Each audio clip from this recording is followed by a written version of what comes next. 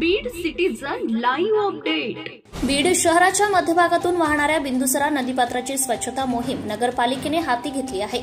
तब्बल 6 किलोमीटर लांबी असलेल्या बार्शी नाका ते राधाकृष्ण मंदिर फुलाई नगर या दरम्यान ही स्वच्छता मोहीम व रुंदीकरण तसेच खोलीकरण काम युद्ध पातळीवर सुरू असून येणाऱ्या 10 जून पूर्व सर्व कामे करण्याचे निर्देश वरिष्ठ पातळीवर देण्यात आले आहे। यासाठी तब्बल 10 जेसीबी व पोकलेनच्या सहाय्याने काम सुरू आहे। प्रत्यक्ष मात्र 4च जेसीबी कार्यरत असून संथ गतीने काम सुरू असल्यानं येणाऱ्या 10 जून पर्यंत नदी स्वच्छतेची मोहीम फत्ते करणे शक्य होणार नसल्याचं दिसून येतंय।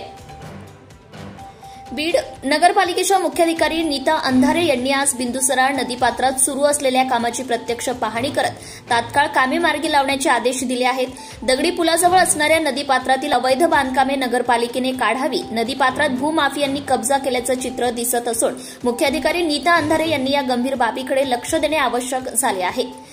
बीड शहराच्या मध्यभागातून वाहणाऱ्या बिंदुसरा नदीपात्राची स्वच्छता मोहीम तत्कालीन पालकमंत्री जयदत्त क्षीरसागर यांच्या कार्यकाळात झाली होती। तब्बल 50 लाखांचा निधी स्वच्छतेसाठी व रुंदीकरणासाठी जयदत्त क्षीरसागर यांनी दिला होता। पूररेषाचं मोजकाम करत बिंदुसरा नदीपात्र स्वच्छ करण्यात आले होते।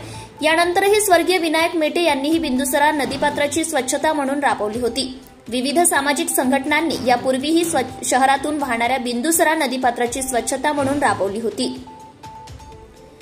तर मान्सूनपूर्व शहराच्या मध्यभागातून वाहणाऱ्या बिंदुसरा नदीपात्राची स्वच्छता मोहीम राबवणे आवश्यक असल्याने आमदार संदीप क्षीरसागर यांनी 25 लाखांचा आमदार फंड बिंदुसरा नदीपात्राची स्वच्छता मोहीम राबवण्यासाठी दिला आहे। यामध्ये बार्शी नाका येथून फुलाई नगर भागातील राधाकृष्ण मंदिरापर्यंत ही स्वच्छता मोहीम व नदी रुंदीकरण तसेच खोलीकरण मोहीम सुरू असणार आहे। 10 जून पूर्व नदीपात्राची कामे होणे आवश्यक असून यासाठी दिशानिर्देश देण्यात आले आहे। मात्र 10 जेसीबीच्या सहाय्याने सुरू असलेले काम आता 4 जेसीबीवर येऊन थांबले आहे। नदीपात्रातील झाडे झुडपे घाण व चिखल नदीपात्रातच बाजूला काढण्यात येत असल्याने मोठा पाऊस झाल्यास परत नदीपात्रातच सर्व घाण येण्याची शक्यता नाकारता येत नाही।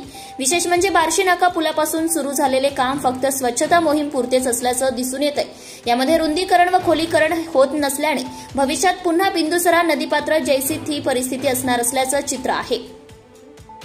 जिल्हाधिकारी जॉन्सन यांनी लक्ष देण्याची गरज तत्कालीन जिल्हाधिकारी राधा विनोद शर्मा यांच्या कार्यकाळात बिंदुसरा नदीपात्र स्वच्छता मोहीम राबवण्यात येत होती। स्वतः जिल्हाधिकारी प्रत्येक रविवारी बिंदुसरा नदीमध्ये स्वच्छतेसाठी हजर राहत असत। शर्मा यांनी बदली झाल्यानंतर बिंदुसरा नदीपात्राकडे दुर्लक्ष करण्यात आले।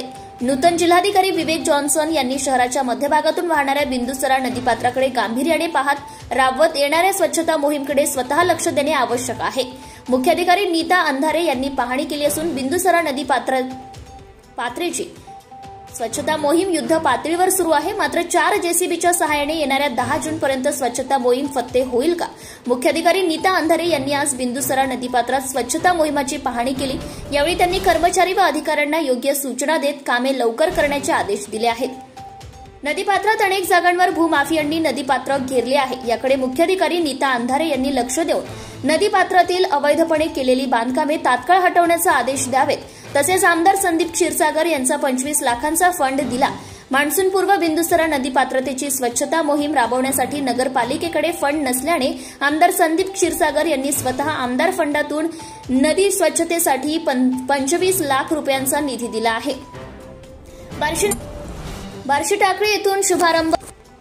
नाका येथून शुभारंभ करत थेट फुलाई नगर भागातील कृष्ण मंदिरापर्यंत ही 6 किलोमीटरची स्वच्छता मोहीम असणार आहे।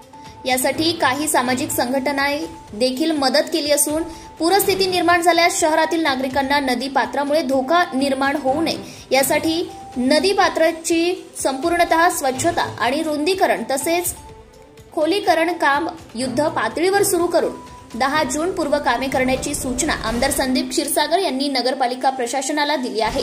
सिटीजन लाईव्ह अपडेटसाठी शेख तालिब Beed. Subscribe now and press the bell icon. Never miss an update.